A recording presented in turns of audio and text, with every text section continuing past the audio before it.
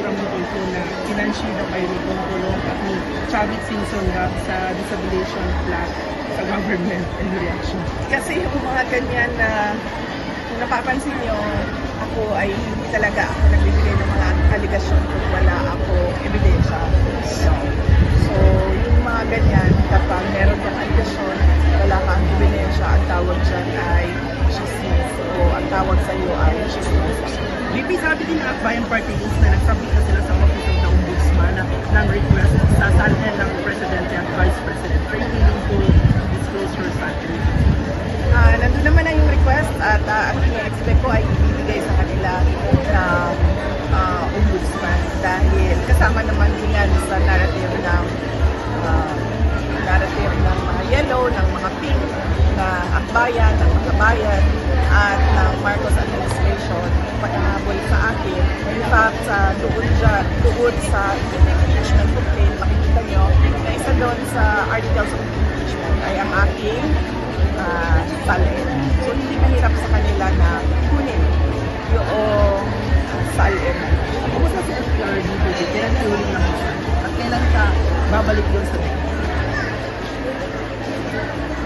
Last week hindi ko lang, basta before lumating, ang nagkausap kami pagkatapos ng bagyong bago dumating ang bagyong Uwan. Nagkausap kami dahil hindi ako na ng update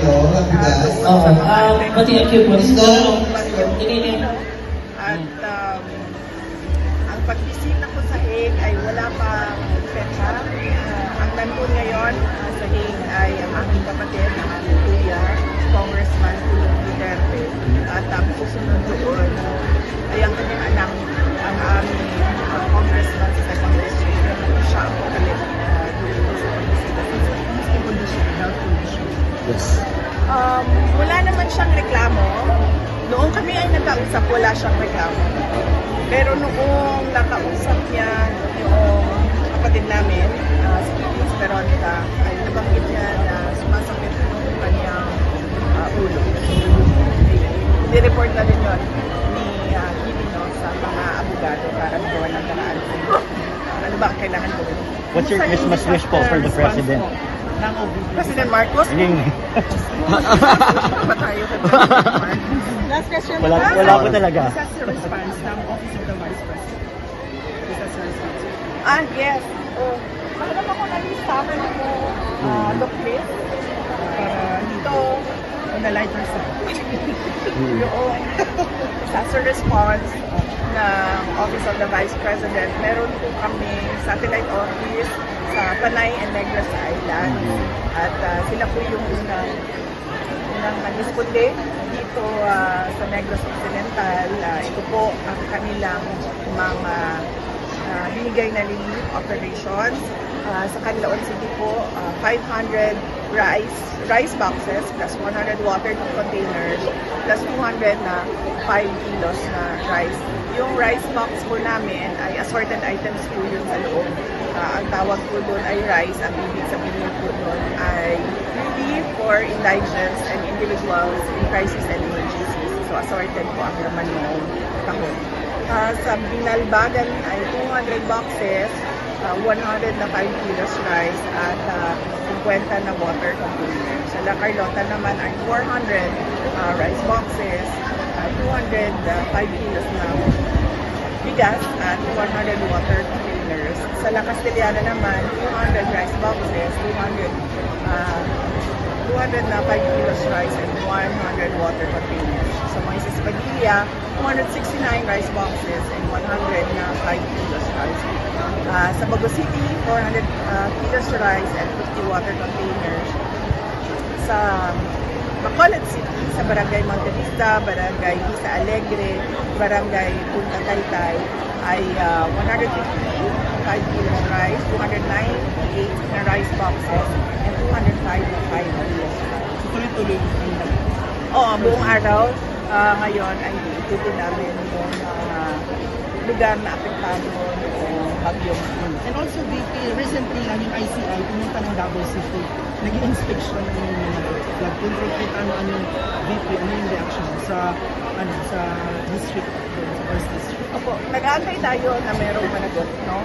Sa mga budget insertions, sa mga ghost projects, sa mga substandard projects, and sa mga unfinished projects. Dahil alam naman natin, no, na kadalasan yung unfinished projects ay corruption din yan. Dahil binigay na yung budget para sa project dahil sa corruption, nagkulang yung budget, kaya humihingi na naman ulit ng dagdag na budget. Kaya meron tayong mga unfinished projects. Pero kung makikita mo, napakalaki na ng budget na inilaan doon. last question, VP? Message sa mga nagkasalanta ng bagong team all over Philippines. Oo, yes. So ngayon, no, nasa Negros kami, bukas nasa Cebu kami, habang inaantay namin yung assessment ng iba pang mga lugar na apektado ng bagyong Uwan, inilalang na namin ang Negros at Cebu dahil sa bagyong Pino. Kanina, kung narinig ninyo, ay inisa-isa ko sa mga tao. Pinasagot ko sa kanila kung ano ba yung mga kailangan natin na paghanda sa panahon na lalo-lalo na ng pagbaha at bagyo dahil yun yung pinakamadalas na disaster sa ating iba't ibang lugar sa bansa. So nakita ninyo na isa-isa namin sa mga tao. Ano ba yung unang gagawin natin? Una, magdasal. Pangalawa, ayusin ang ating mga gamit. Pangatlo, alamin natin na saan ang ating mga evacuation center. Handa ang ating mga gamot, ang cellphone, ang power bank. At kanina may natutunan ako, kailangan merong load. Dahil mahirap na meron tayong cellphone, hindi naman tayo makapagtawag o makapag-text o wala tayong data para tumawag sa ibang tao para humingi ng tulong o magbigay man lang ng update kung ano nangyayari sa atin. So yun, iniisa-isa ko sa mga tao at pinapaalala ko sa kanila na at ini-illustrate ko sa kanila ano ba ang nangyayari kapag nagpapanik tayo kasi hindi natin alam kung ano gagawin natin. Kaya napaka-importante na alam ng mga tao isa-isa kung ano yung listahan na mga dapat nilang gawin para hindi sila magpanik.